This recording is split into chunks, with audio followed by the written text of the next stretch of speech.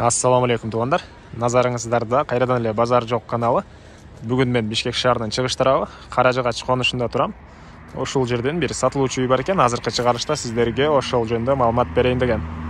Биринчи эле болуп сиздерге келүү жолун түшүндүрөйүн. Сиздер Майдина базар жактан Алмайтинка көчөсү менен тоо тарапты карай басып келе жатсаңыздар, Алмайтинка жана Путепроводная көчөсүнүн кесилишин көрө аласыздар. Ошол көчө менен түз чыгышты карай келе берсеңиздер, Путепроводная көчөсү, Сарыөзөн көчөсү болуп кетет бул жагы.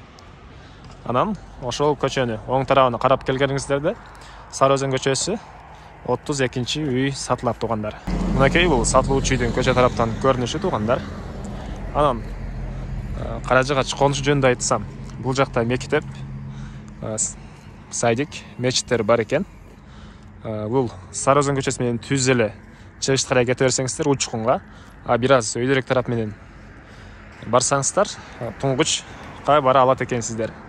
Эми бул сатылуучу үй ушул центральный көчөнүн боюнда жайгашкан. Үй ээсинин айтуусуна караганда, кандайдыр бир бизнес ачсаңыз деле болот экен. Үй ээси буга чейин бул жакта автомойка иштеткен экен.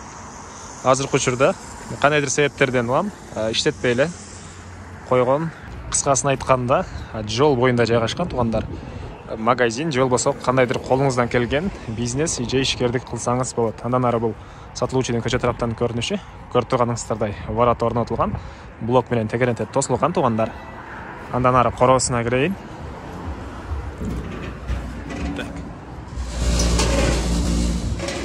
Бул короосунун көрүнүшү.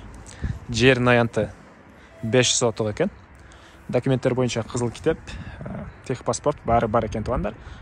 Алды тарабына брусчатка салынган. Үй өзү 120 квадрат метр. Толук түрдө кирпич менен бүтүрүлгөн тугандар. Анын алды тарабында дагы узун турасы 6га 6 болгон бир летний кухня жана складта бар экен. Андан ары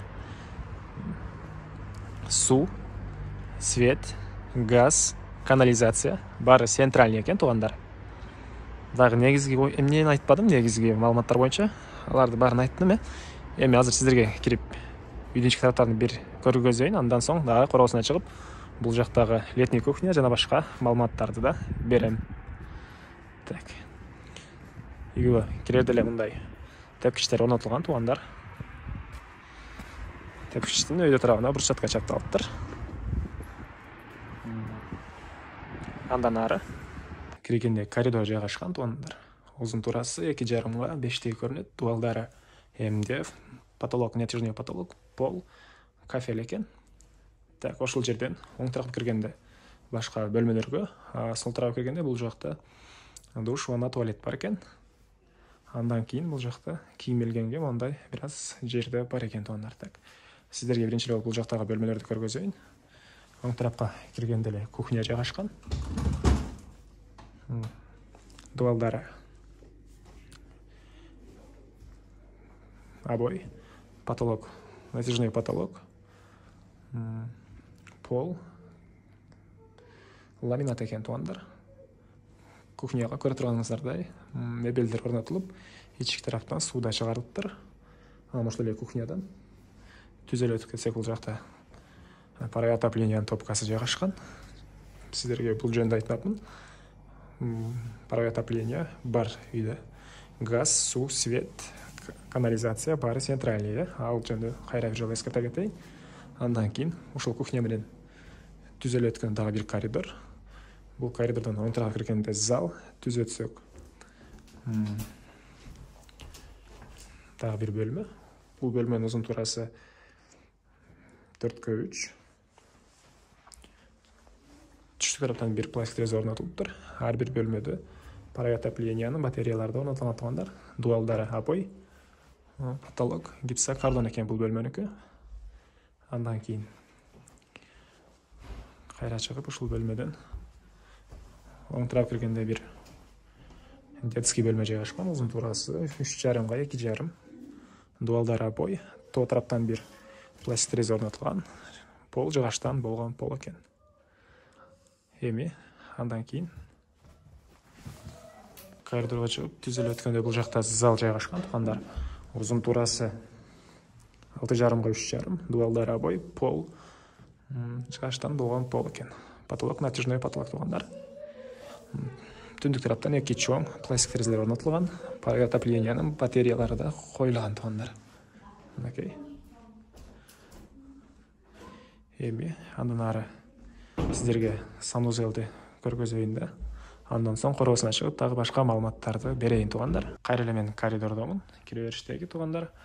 Ушул жерден сол тарап киргенде душ, туалет бар болчу. Мына дуалдары кафель, потолок, натяжный потолок, пол деле кафель экен. Айта кетчү нерсе, бул душ жайгашкан бөлмөдө теплый пол орнотулуптур туугандар. Бул жакта душевой кабинада бар экен. Ички тараптан суу чыгарылып, раковина орнотулган туугандар.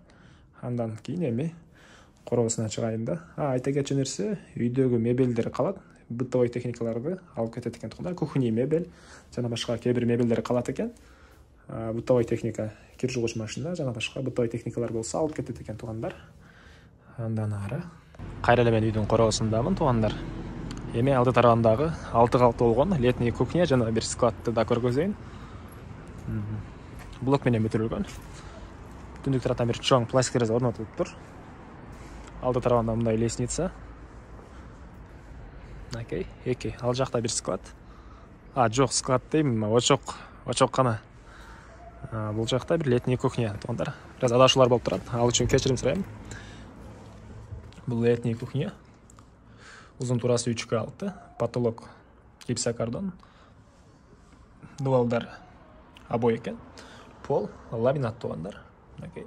Түндүк тараптан бир чоң терезе орнотулган. Андан ары раковина орнотулуптур, бирок суусу пока чыга элек экен. Анда айта кетейин, туугандар.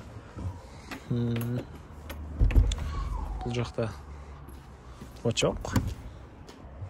3 очок, чоң, орто, кичинекей. Ылдый тарабы стяжка, өйдө тарабы пластика, дуалдары, штукатурка экен. Андан ары бул жакта 2 бөлмөлүү